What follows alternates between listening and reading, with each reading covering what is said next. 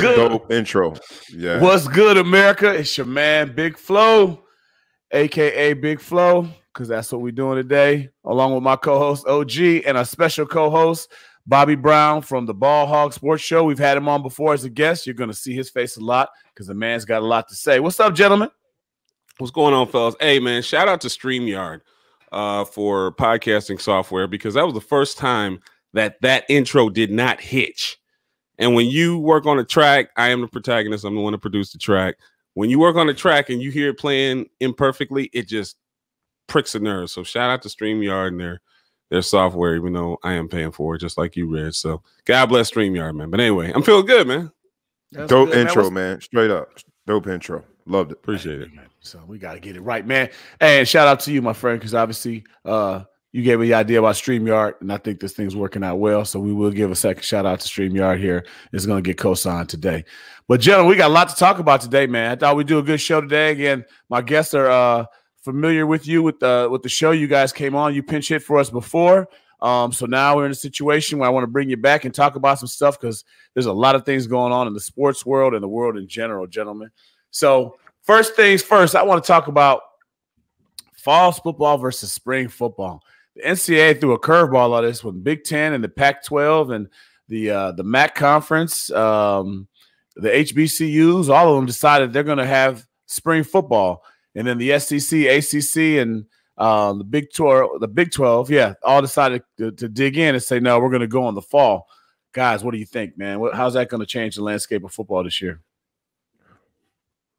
OG, I'll let you start off, man. Your show. I thank you, man. I'll do the honors and just say, wow. Okay, well, I mean, that's the first word that comes to mind. Well, wow.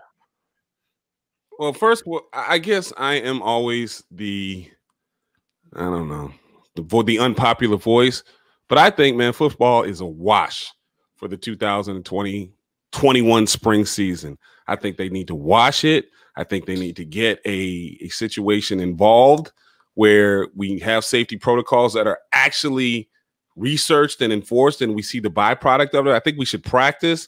I think you should get ready, but just wash it, man, because nobody wants to err on the side of one of these kids in high school getting the coronavirus or one of these college kids, because my son's in the belly of the beast right now. He's down at Southern Illinois getting ready for football, and they tried to quarantine all the freshmen, keep them in a group. Then all of a sudden, one of the freshmen comes down with corona, so that they got to re-quarantine. It's ridiculous, man.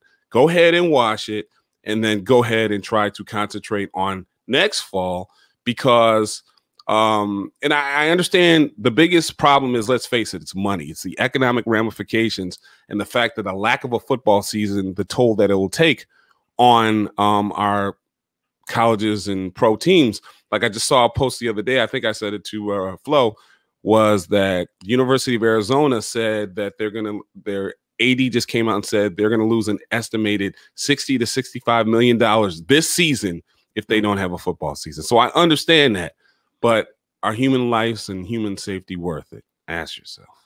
I mean, some people are going to look back and say, how much are we going to get sued in a lawsuit if we lose one? You know, like AKA, was it the Ford, one of those Ford cars Marlin. back in the day? Oh, okay. The Ford, that one of those Ford trucks that said that part would cost more money to put in than the lawsuits, and they decided to leave the part over it. Right. Whatever that constructed crazy. Yeah. Anyway, we digress. I believe you. I think that money is just too much, and there's no way they cannot try to do that. But B, what do you think about it, man? What do you think the ramifications are going to be? Again, man, the word wild just comes to mind when you think that college football might not happen. Like OG said, there is a whole school of thought that says just scrap the whole thing because lives are more important. But then the flip side of it is that you say, well, if I'm going to get sued, they got to prove causation. And I hate to wear my lawyer hat when I'm talking about this, but the lawyer hat, you're right. B. Brown Esquire. Yeah, B. Brown. B. Brown. You can follow me at B. Brown ESQ. but the whole idea that, right?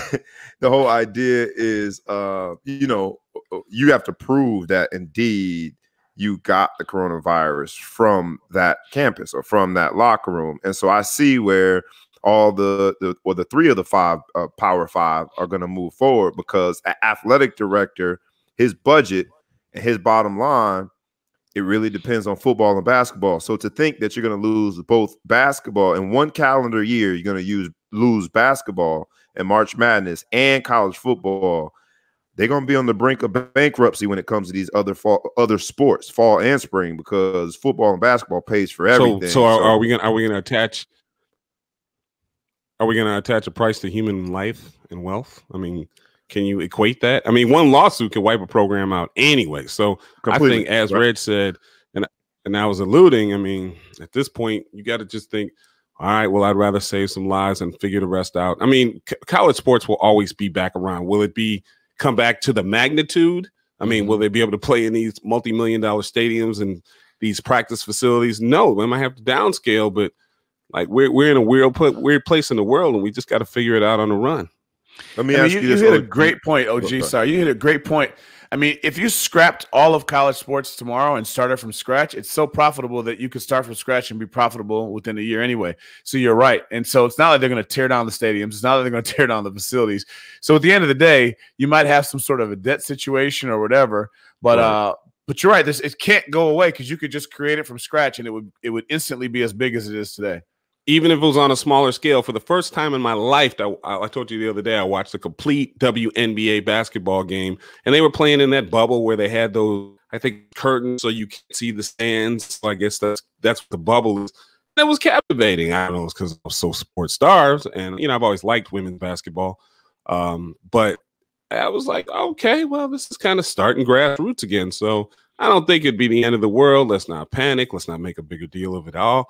We got to figure it out. There's been 8,000 articles published on this subject about whether or not we can go one season without collegiate sports, and we can, because I'm just thinking about my baby boy down there at Southern. So, and that is really the end of the day. That's what it's about. Everyone's going to personalize it. So the fact that you have a college student, college football player, I can completely appreciate you looking at it differently than me just at the college level, just a casual fan. But I don't know if scrapping it is going to do what we need to be done from a health perspective, because these young men are going to go back to their respective communities and still be at risk of catching it. And so if the goal is to make sure that we prevent people, players and their families, from catching COVID, then we've got to do a lot more than just scrap the season. And that starts at the federal level all the way down. And I don't think it's happening. So if that's not going to happen, then let's play. They're going to have they're going to have a risk of catching it anyway. And I know that's tough to say to a parent. Yeah, so I'm not like that because, well, not just because I'm a parent, it's because I spent time in the hospital within the last 3 months for 10 days with something else. And it makes you appreciate health and life and health and wellness so much more than just football.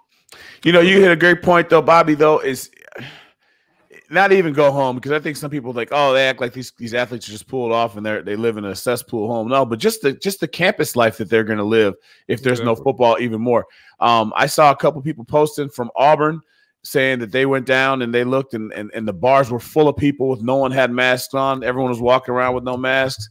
Some of these universities are starting to post these record numbers. We're getting a little ahead of our conversation, but Notre Dame, I mean, they had 29 people at one party that got caught it the other day. So are they going to be safer is the question. Are they going to be safer when they get out there and not play football in general? I don't know. Is football at more risk than the bars that they're probably going to hang out? It's not like these guys are just going to do nothing. They're 18 to 22-year-old kids. So right. I don't know. It's a tough question to answer.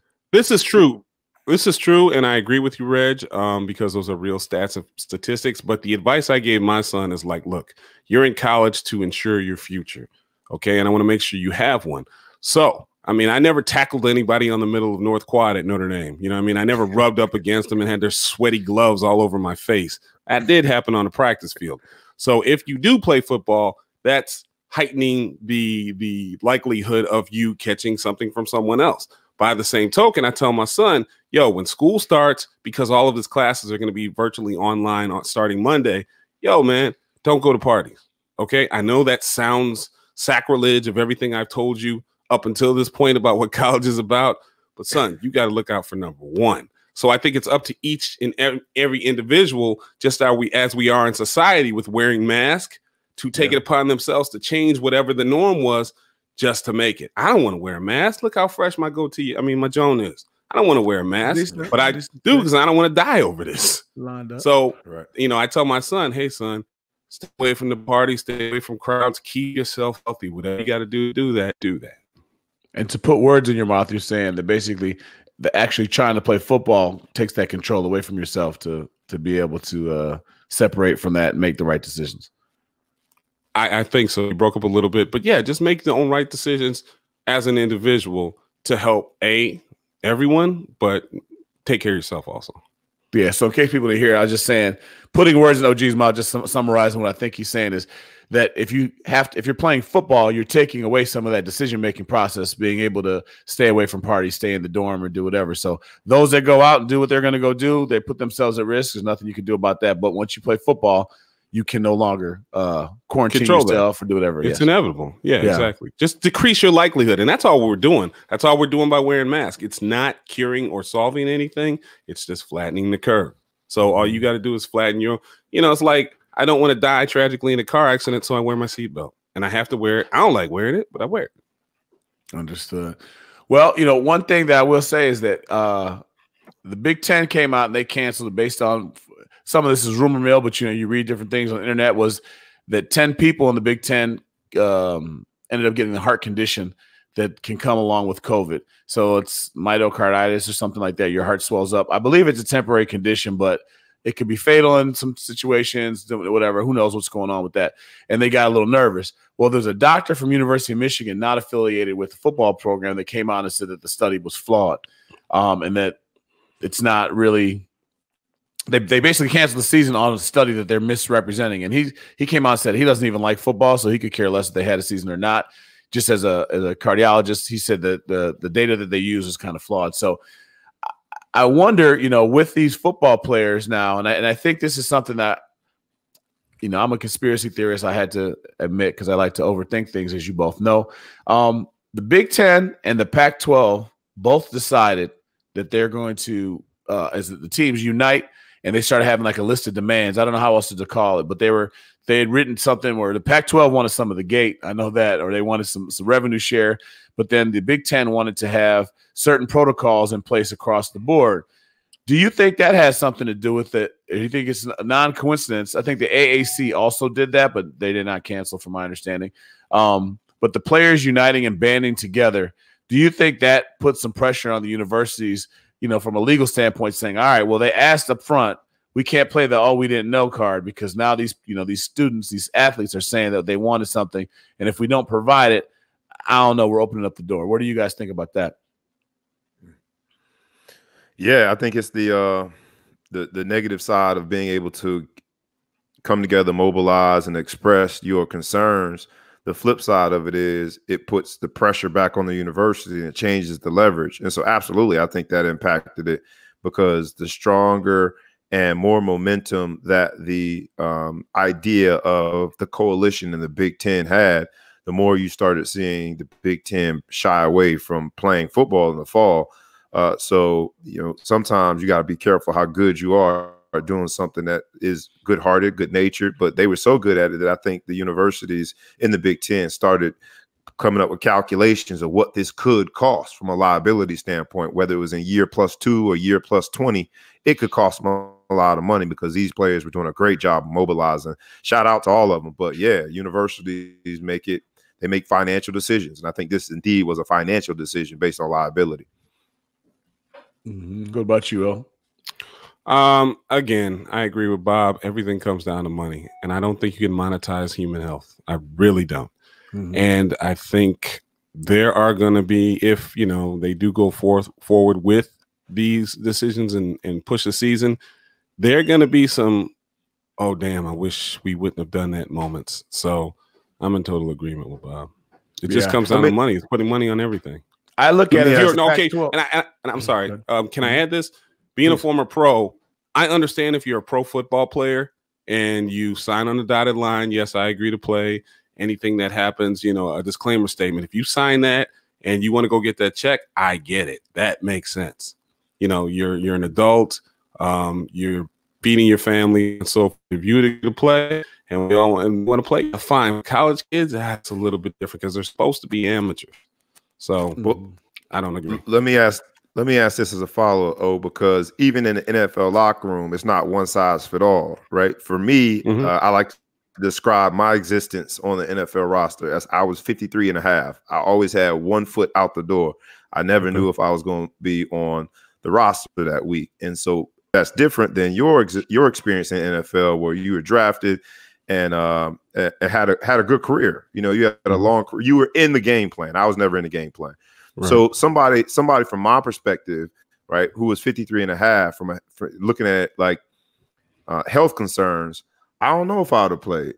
Right. Whereas if you had a bigger paycheck and more significance on the roster, then I can understand where you would play. So even in the NFL, right, it's not one size fit all. You see some of the NBA players that were on the fringes, on the back end of the bench. Some of them chose not to be a part of the bubble because it's a different risk assessment. I don't know. You see what I'm saying? I totally understand, but I just think of myself as a thirsty 23-year-old. And there's no way I would not have wanted to play. And, you know, when I first got drafted, I was a 4th-round draft pick, 120th overall. And so, you know, I was on the bubble too. I didn't know if I was going to make the squad. And even though the Steelers do a good job of keeping their draft picks, but I would have said, okay, look, I'm going to play. But when it came to whoever's in my house, I'm going to see you guys in January, because I'm not going to put myself at risk every day. It's like a construction worker, or it's like an iron worker. Have you guys ever seen those old vintage photos of those New York iron workers eating lunch on that girder? That was like from 1925. It's always this sepia tone picture, and it's these like 15 guys. And every day, being formerly in the construction business, iron workers go and put their lives on edge to go build a 67 floors building. And they sign up for that. And there's a danger. Every job, there's usually some kind of safety fall or fatality, but they sign up for it and they know what they're going into.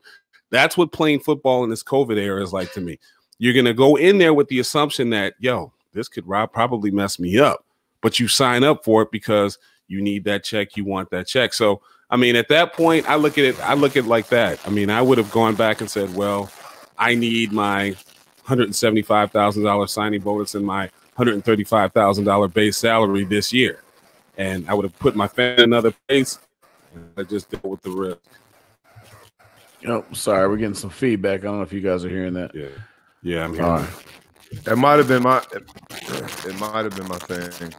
I'm hoping it's not on my end. Oh, it's bad. It's getting a little worse. Everybody jiggle their cord. Right. Yeah, that's what I'm doing. It's funny because I just shouted out StreamYard. All right, here's something. We'll try to figure out who it is really quick. Hold on. Might be. Yeah, it's Oliver. It's you. Why is it always me? I don't know. If I took you away, how about this? Why don't you try to reconnect? Yep. All right. It might have been. It might have been my computer. No, it's his. No, I think it was because as soon as OG said 175,000 signing bonus, knowing that I got only $175, my whole world was upended because I had a different NFL experience. That's a joke, obviously. Oh, here we go. I was by myself there for a second. Here on the Big Flo and O show, the guest moderator, B Brown ESQ, as we work through our technical difficulties.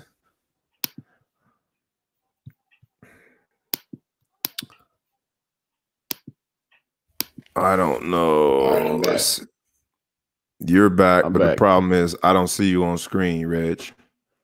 You're about to. All right. Hold on. Did you see me yet? I haven't seen you yet. Oh, shout out to StreamYard. I know, right? They can't say that we threw them under the bus because they got two very generous shout outs at the beginning of the show. There you are. All right. It's a different camera angle, though. I'm going to try to switch it back. But that's fun, man. Fun times in the issue. That's why we record and don't go live all the time. Can you hear me still? I can hear you perfectly. Okay. We'll try this one more time, see if we can't get the camera to come back in. They're not giving me an option for my camera, so we're just going to keep going here. All right. Well, as we wait for Oliver to come back, where were we on this? I was in the middle of telling a very bad joke and saying that the technical difficulty was because Big O said something about $175,000 signing bonus, and I got a $175 bonus, signing bonus. I was in the was it really $175? It wasn't $175, but it felt like that when I heard him say $175K. It felt like that. It was probably a local kid from the D3 National Championship, North Central College. He got signed by San Francisco, and they gave him a $225 signing bonus. I said, "You're better off just not giving him a signing bonus." I don't know what that was all about. Right. Don't even go through the exercise of taxing that. But yeah. Mine was much bigger than that, but much smaller than Big O's. But that's what I'm saying. In the NFL, man, it's a wide spectrum of people that go into that locker room every day. So, you know, the guys that are closer to my end of the spectrum, you know, they also might say, "Hey, the heck with playing this year.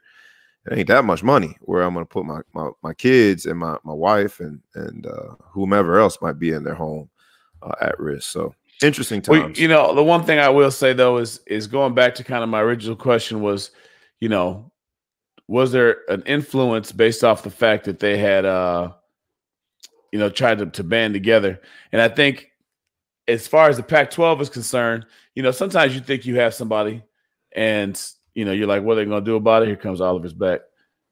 Sometimes you think you have somebody and you're like, well, what are they going to do about it? Right. So now is the time to ask for the gate. And you can pull me my bad, Reg. You can pull me out and put me back in. So you and Big O are up top. No, we're good. That's fine. Well, yeah, we've come a long way. We're here now. But at the end of the day, it's like sometimes people say, what are you going to do about it? They thought they had a negotiation and they thought they had them by the balls. And then they pulled the season. And I don't think that conversation is going on anymore. So I think the Pac-12 players got a little greedy when they tried to go in there when we're talking about COVID and they tried to mix it and try to ask for the money. Now I'm all for people getting paid.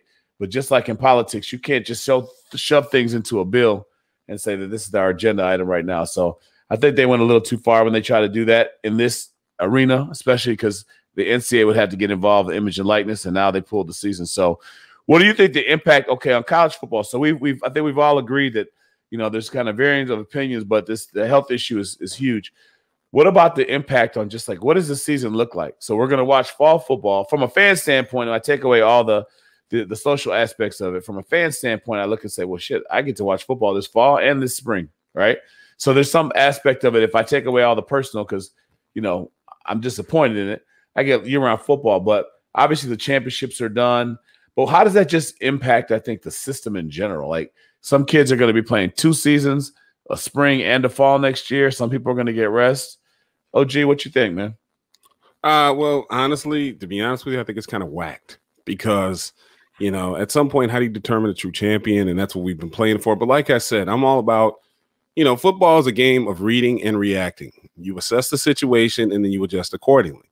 So that's what we're going to have to do with this. Fans, you're going to have to read and react. You know what I mean? I like it. Yeah, okay. If I get to watch football for a 12-month period as opposed to the normal 6 or 7 months, yeah, that's great. But by the same token, then can you determine a champion if there is a conference? I think they killed that. Or anything. I mean, we're just going to put an asterisk after this season. I mean, just to me, start from scratch, figure it out. It's not worth the risk. And I go back to health reasons. I know I sound like a broken record, but it's just entertainment at the end of the day. I did it for 20 some odd years. I think I'm safe enough to assess. It's just a game at the end. It's a business, and it's not going to die. It's a game. Hell, I have a business that's based on football attendance in stadiums that I'm in the incubation status of. So I'm pulling for stadium sports to return, but this year you just can't play with it. B? Yeah, I don't see myself watching football in the spring. I'm trying to envision it because it very well might be reality, but it's one thing to think of from a fan perspective. It makes me more curious from a player's perspective. None of us really like playing spring football. We knew it was a means to an end because we didn't want to take the risk of getting hurt in spring because it's fake football. And while this wouldn't be fake football, it'd be real football without a championship, with not the same number of eyeballs, I would imagine, watching the games, and with the NFL draft being so close to what would be a spring season, I don't think you're going to get the best talent out there on the field. It's going to feel like, from a talent standpoint, probably like spring football, where all the seniors who already had their spot solidified came up with these, very curious injuries. They got a hamstring on day one. Like, bro, we just did jumping jacks. There's no way you hurt your hamstring. I'm done. I'm done. I'm good. I'm good. But they didn't want to take the risk of getting hurt, and I see that happening here. If you try to put college football in the spring as a player, I don't know that I want to take that risk, especially if you're a true NFL draft prospect, which are going to be primarily the most talented players at that level. So I don't know, man. Look, I think they're saying that just to kick the can down the road, and so people aren't up in arms completely. Because if you tell them that you're taking away football altogether, there's going to be an explosion of opinions. But I don't really see spring football happening. And if it does, I don't think it will compare to what we know as football, which happens in the fall. I actually agree with that 100%. I don't. Did the Missouri Valley, are they saying spring, or they just killed it? They are doing the thing. They're talking about splitting the season also. And I agree with Bob to chime in on what he said, because from what I'm hearing from my son, they basically took a team vote, and it was primarily the seniors and the fifth years and a couple guys that have NFL chances that really feel the same way that Bob does. Like, really, I don't want to take this chance and blow my season. And so I think, as to go along with what Bob said, and I've said this in the past, I think we're going to get a diminished football product this year, because it's going to be half-hearted. I think, Bob, you hit something that just never really popped in my head. It was like they're playing for nothing. And I think at the end of the day that they're I don't know who's got a smoke detector, but mute it for a second. Just mute for a quick second. But anyway, so if you're not playing for anything, I mean, you think about that when you get to that level, we've all been on sorry teams in our lives. And when you get to the point where you're not playing for anything, it changes everything. So really, I mentioned earlier, this is just kind of the season's a scrap. So it turns every game into an exhibition game. And it's just weird, man. This is a game of passion that you have to be frothing at the mouth. You have to have a desire. You have to want to go do something. So I think it's tough. I personally think that the spring thing is a sham. I don't think that they can do it. I think I'm surprised the NCAA hasn't spoken up a little bit more, because there's so many issues from recruiting, right? Okay, so when is the dead period? Are the people that are playing in the spring, that's typically a heavily recruiting period. They have games. They don't have the time to recruit. So does the SEC get to recruit in the spring while the Big Ten is playing? Does the Big Ten get to recruit in the fall while the SEC is playing? How do you think that will shake out? And the draft, you mentioned, we talked about before, the draft. Is this going to impact these draft players? I don't know when that spring season was proposed. I think they just said the spring, and not specific dates around it. Unless, correct me if I'm wrong. Have you seen any dates? I haven't seen dates. I haven't seen dates either. Well, the date I saw was like February 2nd to March something, but that might have been high school, so I'm not sure.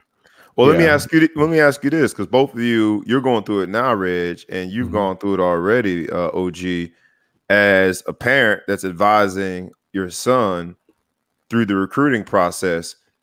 I'm thinking I would want to send my son, and I haven't gone through it, so I'm just sort of being hypothetical here, to go to a school that has already had a season, that played in the fall, because at least I know who did what, where the depth chart is. I don't think I would tell my son to sign at a school that still has an upcoming season, because someone who you don't even know about could have an explosion of a season, and all of a sudden, what was a good situation, and signing with that program seems asinine because you don't have enough information, right?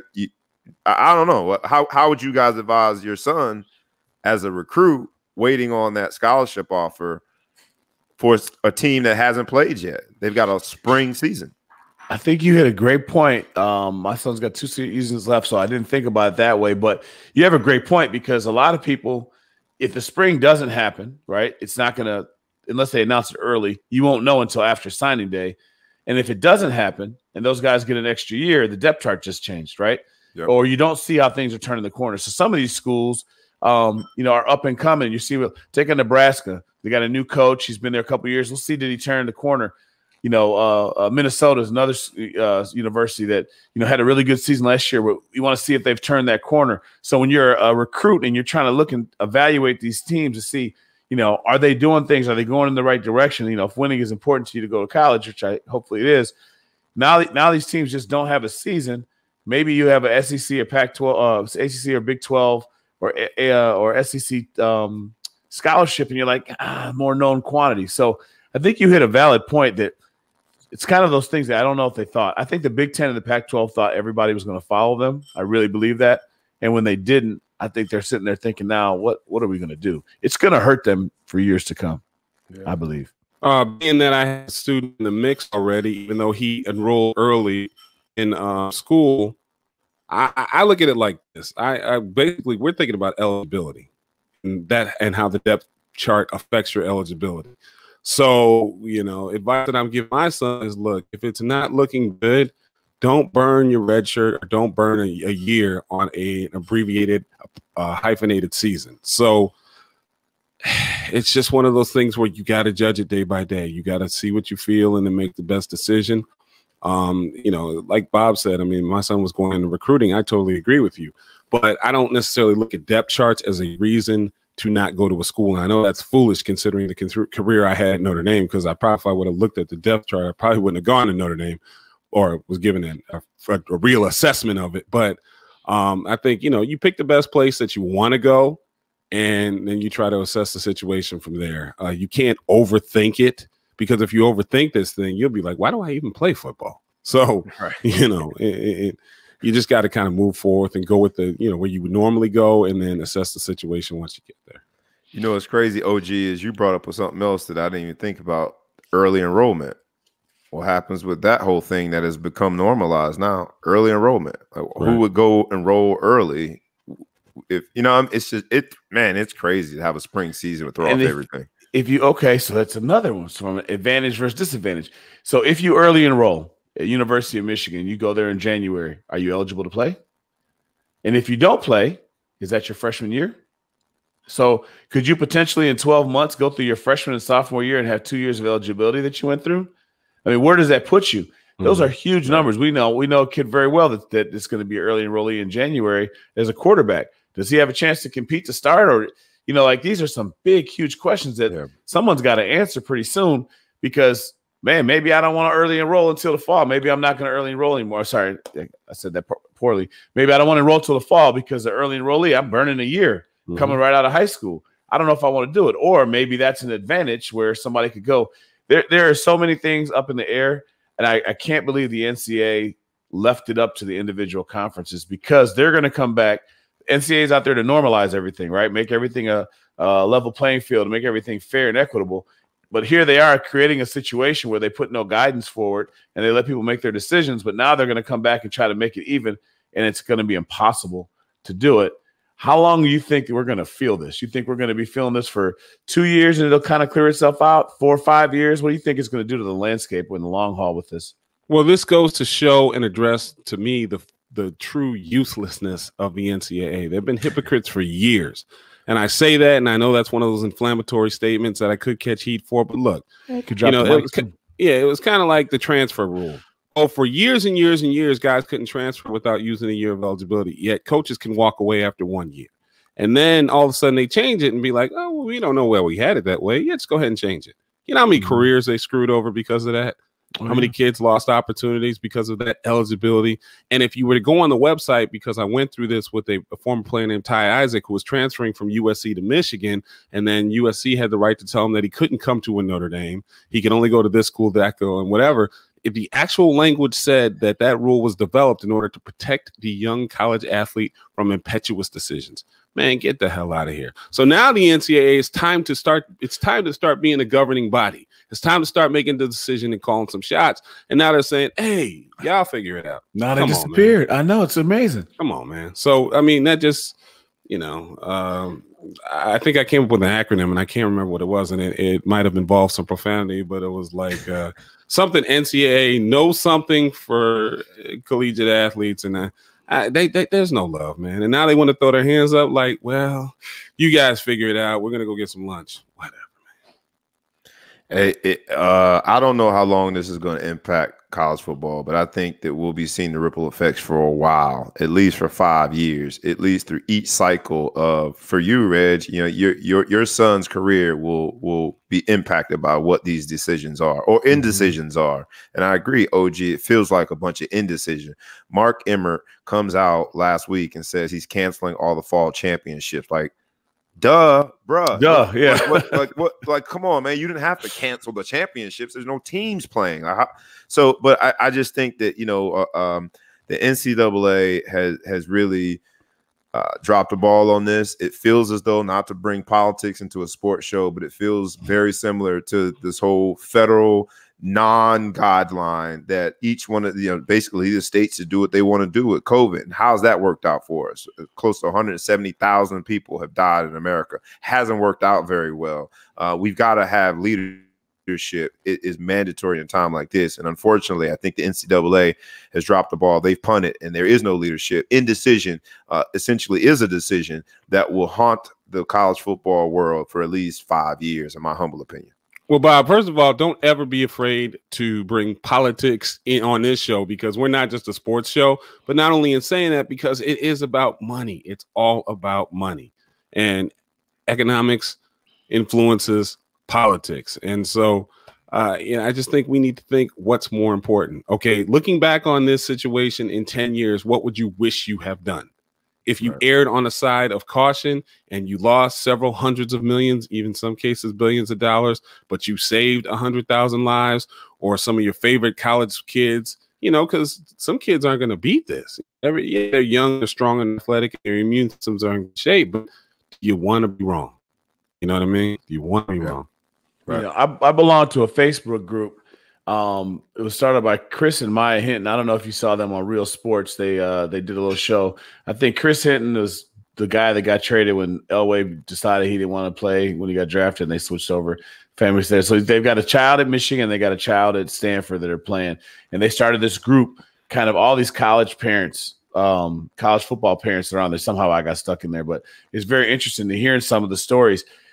There's so much inconsistency from one school to the next. Especially if you start going D2, D3, you know what I mean? We can do a whole show on whether or not that's worth it when you start taking away how much scholarship you get. But there's a lot of inconsistencies and a lot of horror stories you're hearing about people who are saying don't get tested. I mean, some of these schools that are like fringe schools that aren't making money are encouraging the players not to get tested because they can't afford to lose the players. I mean, the desperation in some of these programs. Oliver, you asked one of our guests on a previous show if NCAA football or just sports are living check to check, or if they're flush with cash. And the answer was, I believe you asked Chris Orchis, that they're basically all check to check, right? And some of these programs that were barely hanging on, they're just trying to find a way to stay relevant. They're going to be the ones that probably we could take the most risk and you'd be the most scared of. So it comes down to money, and it comes down to people. When your back is against the wall as a coach, as an athletic department, people do desperate things at desperate times, and that's where I feel like the NCAA sitting on their heels and sitting on their hands and not coming forward and doing something. You know, they're kind of like, we're going to go political, kind of like the president. He doesn't want to be involved in the solution, so he'll just leave it up to you. You know, that's not the answer. So. Right. So, it's kind of funny because this was illustrated with me because, like I said, I have a son that's right in the mix, and apparently they had a game against Wisconsin. So for Southern Illinois to play Wisconsin is a big money game. They're going to make a lot of money on that. But then the team took a vote. Then all the rumblings started. Then Wisconsin just pulled out of it and said it's not worth us paying you whatever they were paying, $700,000 to play you, and then we get COVID. So then they got a Kansas game on the schedule. So Kansas picked them up. But then as of recently, probably about 2 weeks ago, Kansas called it. And, you know, of course, the Southern athletic director came, you know, and he addressed the team, and he basically, you know, kind of taught these kids a lesson about how much of a business college football is. Then he said, well, you know what? We're not even going to play the Kansas game. So even these schools that, you know, they wanted the revenue because those are going to be home games. Those are big games. And for the smaller schools that you would think live more likely check to check season, even they are starting to pull the plug on these because, you know, you take like Southern at a home game. God bless, and I'm a Saluki now to the heart because they love my son. But, you know, Southern's not going to make that much off a ticket sale. So really, how much are you losing? You know, and it's all relative to what you need to run your campus. But it's still, I mean, even the big boys are starting to realize, wait a minute, it's not worth the risk. Yeah, once you lose those 2 money games that you mentioned, they're like, well, I'm with the rest of these tickets. I'm not going to deal with those. Forget it. Right. Yeah. So now, you know, one topic we kind of touched on, and I want to see, you know, with all this melee, you know, I mean, so there's going to be all a consensus. Everyone's thinking that there needs to be leadership. There needs to be more leadership. There needs to be some more decision making. You know, the ACC, or sorry, the Pac-12 and the Big Ten both attempted, from a player standpoint, to unite. This parent group I'm talking about is unite. You know, they're all speaking. Everyone's getting together. You know, we've talked about this on previous shows. Image and likeness is coming up. They did delay that. The NCAA did step up and say, we're going to have to delay that. You know, they raised their hand to put that out a little bit so they don't have to allow these players to get paid. Do you think there's going to be a power shift now? I mean, now that we have some real topics, there's a deadly disease that could kill people. Now they're trying to make some different situations there. Kids could opt out. People are starting to talk about money. And through all this scramble, do you think there's going to be a power shift that could, A, put the NCAA on its heels or out of business, or B, you know, just allow these players to have more of a unified voice? I would say absolutely. The young man who is leading the charge from Michigan with the Big Ten Coalition happens to be one of my neighbors. And that's just literally coincidence. But he was he didn't walk on at Michigan, was a preferred walk on, I think, or something. He's got some money from Michigan, but he spends his time really flexing his muscles in the classroom. And to see his involvement and his contributions to this movement, I got to be honest, man, it gives you personal pride to see that players, not this particular player is even closer to home, but players in general saying that enough is enough. You know, we have power. And what this is going to do, this being the veil being uncovered and us seeing just how much college football and college basketball impacts the bottom line. These athletic departments living check to check, year to year. Also, on the other side of that says, okay, well, we are that valuable. It's going to result in these young people galvanizing, coming together, and changing what the leverage landscape looks like. And hopefully, you know, whether it be, you know, image and likeness or some other form of it. I've got some ideas of some other forms of it, but hopefully it'll end in more equitable distribution of all of the resources being thrown into college football. On that subject, I love this because, you know me, I just love the mix being stirred. And I like to use a word that I learned because I started paying attention to the Martin Luther King I Have a Dream speech, I don't know, a couple years ago. And he used the word precipice. And precipice is basically a cliff. Remember, you used to watch the Roadrunner, and there would always be that cliff that the Wile E. Coyote would be forced to go off of because he's chasing the Roadrunner, and that's a precipice. And I think COVID was the precipice to make college football students, parents, players realize what a business it is. And as you said, Bob, this COVID situation in all forms was a challenge to the power structure and the economic ramifications and value of college football. So now everybody's paying attention. Before we just said, hey, let those young men get their education paid for, and the universities are paying for their education, pay for play, whatever. Then some young men at the University of Northwestern, unfortunately wasn't a Notre Dame guy, I wish it was, but they spearheaded this image and likeness thing a couple of years ago. And then we noticed the death of the EA Sports or Madden game, college football. So it's been coming, but this COVID has pushed everything in the business of college football to the forefront. And so in business, what do you have to do? You have to start addressing every little section and function of it. And of course, follow the money. So yeah, it's a beautiful thing, man. I mean, if there's anything positive you can take away from this, it's forcing people to realize the value of college football, how much universities are making. Universities are realizing the value of what they're doing and the athletes. And then, as Bob said, athletes are realizing that, wait a minute, we have real rallying power. Because like I said, I thought it was kind of funny when Southern Illinois seniors were taking a vote to talk about whether or not they want to have season. And, you know, honestly, I was kind of thinking like, how many draft picks y'all send out of Southern every year? But then I gave them credit because these men are assessing their future, because that's what college is about. It's learning how to function in a business environment. So I think they're now taking it more than a game. It's a business. So I think, and that there is a positive spin you could take from this whole situation. Mm-hmm. Yeah, I think it takes market disruption for anything to make major changes.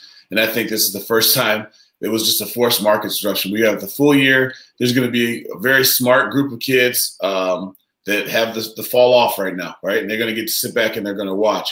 And there's going to be so many questions that have come up that, you know, just what we talked about on this show that there's not answers for. And I think when they come out of this, they're going to come out and there's going to be a negotiation list of demands. You know, I'd love to see it to be the death of the NCAA, if you ask me. I'd love to see that thing go away completely and just scrapped and redone, just because I think they lost it. Whatever their initial charter was, I think was, you know, just making sure that, you know, you could keep things somewhat even and whatever. But now they just become this power hungry place. But this is the one chance they've had in the history of my lifetime to step up, besides Title IX, to step up and do something that was majorly impactful for the NCAA, and they just completely failed miserably, and they hid from it. So now it's like, what do we have you for? So I think that, you know, the people are already talking with social media. These days, kids can talk to each other and they can get a form, and everybody knows how to use Zoom these days. They'll have a Zoom call together, and they're going to find one of these really brilliant children that are out here playing that's going to draw something up. So I'm excited to see that and see the changes. But I don't know. This year's crazy. I just want to get what I can get. I hope nobody dies. I hope no one gets, you know, sick. I hope no one gets any big heart disease. The basketball has been refreshing for us to watch how that's going. Baseball seems like they're getting kind of goofy. You know, football, it's funny. Did you guys, I don't know if you guys watch Hard Knocks. I watched the first thing of Hard Knocks, and I'm like, this is the weirdest first episode I've ever seen. Did you guys watch it? I didn't watch the first episode. I didn't get a chance to. I saw the Flemlo Rap summary of it, and they were talking about how they're featuring two teams. I think, like I said, man, it forces you to do more. It forces you to be more creative. I can understand from a production standpoint, they've got to fill content, so they did two teams. So, yeah, it's got to be a little surreal. But, I mean, hey, man, change isn't always bad.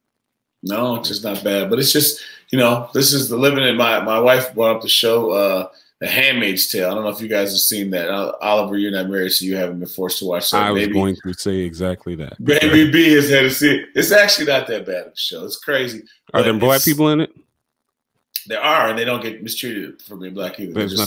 They're equally as messed off as everybody else. So right. Shout out to Handmaid's Tale for that. Yeah, we're equal. Everyone is oppressed in this show equally. So it does, well, you know, equally different casts. Anyway, I'm not watching it if there's not at least one black lead. That's just my rule of thumb. I love it. I love it. I love it, OG. But anyway, it's a crazy time in the future where like women can't get pregnant, and some women can get pregnant, so they become like pregnancy slaves to the affluent families that go in there and they carry the babies for them, they all the different things, and they have to dress a certain way, and everyone's walking around with masks on their face. It has so many weird. It feels like it's just one click further than we are living right now. Wow. When you look at it, and my wife's always saying we're living in a Handmaid's Tale, and we are, but it's like, okay, let's try to find the positive, and if we can come out of this with some positive changes in the long run, I think that'd be good. Nothing, you know, Oliver, you probably have had the best perspective where you keep just saying it's just football. You know, let's scrap it. It's more important with life. And I have to remind myself of that too every day, because I do feel like it's a death in the family the way football is being done right now. Every part of my soul is ready for a game to start, a preseason game or something, and there's nothing going on. It's killing me. But I had to come back and say, like you said, Oliver. It's funny because I think that's the attitude of a lot of ex-NFL players. And, you know, football is a strange beast to those who don't play. And I'm not saying any other sport isn't like this, but, you know, football, as I always use the analogy, I've had two loves in my life. Football, which is played in the autumn generally, so I named her Autumn, and melody, which is music. I love music, and, you know, I'm a producer, so on and so forth. And you got to look at football like a woman sometimes, man. And sometimes what you love is not always good for you.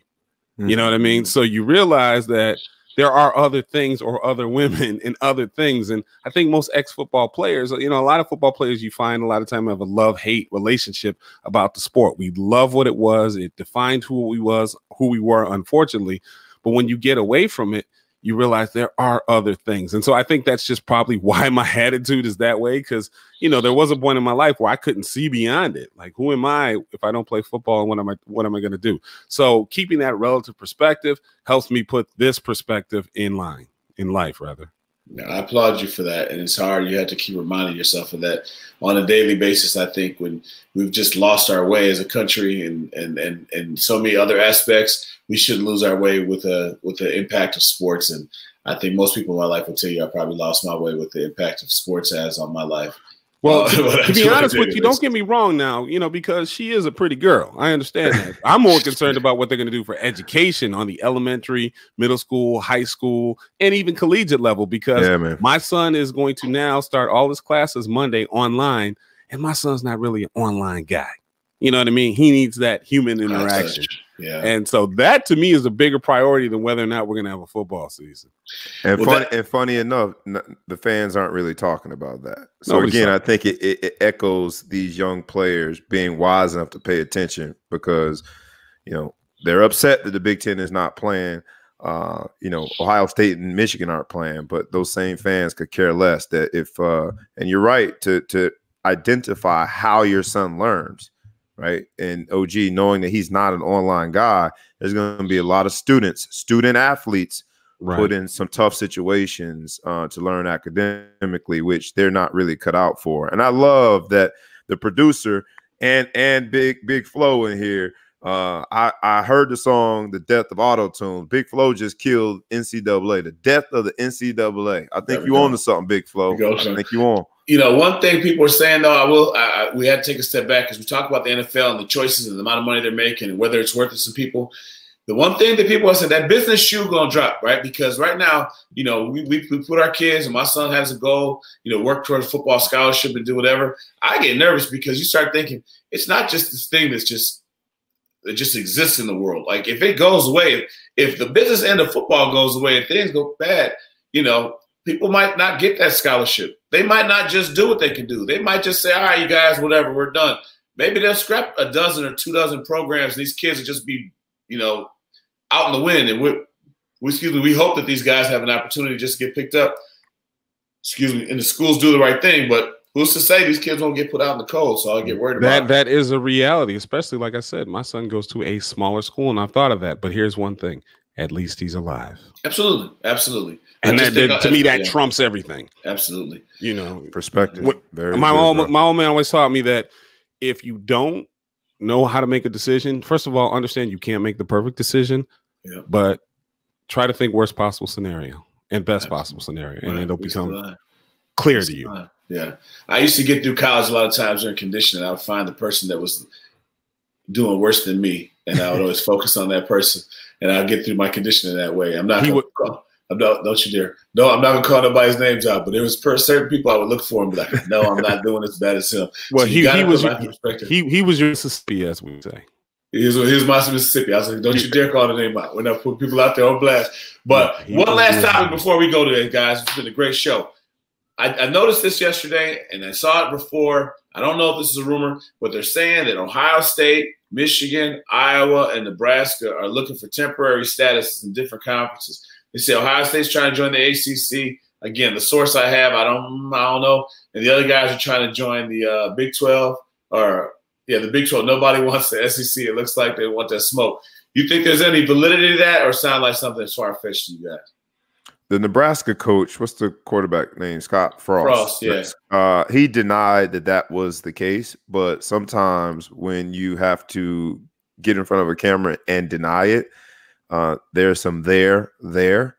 And if these, even though they're big programs, are living check to check, then I think there's something to it. Who would have thought that Stanford, who's won that sports award every year for I don't know how many years, would cancel that number of 11 sports, right? They cancel a lot of sports. So I think there might be some there, again, for financial reasons only. Like I said, I want to see kids play football, basketball, whatever the fall sport is, but that just goes to show you the priority of the universities. Yeah. It's all about the money. Whereas Stanford says, hey, we're all about integrity. I'm just saying, even our fair alma mater is probably still trying to get it in, but it just goes to show you the priorities of the university. I mean, those aforementioned programs are some big money programs. So follow the money. There. So, gentlemen, it's been a great show today, man. I hope we do this more often. You ever want us to come back on your show and help you guys out on a Friday morning? Everybody listening, you can catch B Brown Friday mornings, Facebook, 9-ish, 8-ish, depending on how he feels that day. He's going to give you a good time. It's a great show. You should check it out. Ball Hog Sports. Again, thank you. OG, great job today. We out. We have no outro music, but we're Salam. Yeah, I'm working on it. Working on it. Almost there. All right, y'all. Fellas. Thank you. All right. All right, bro.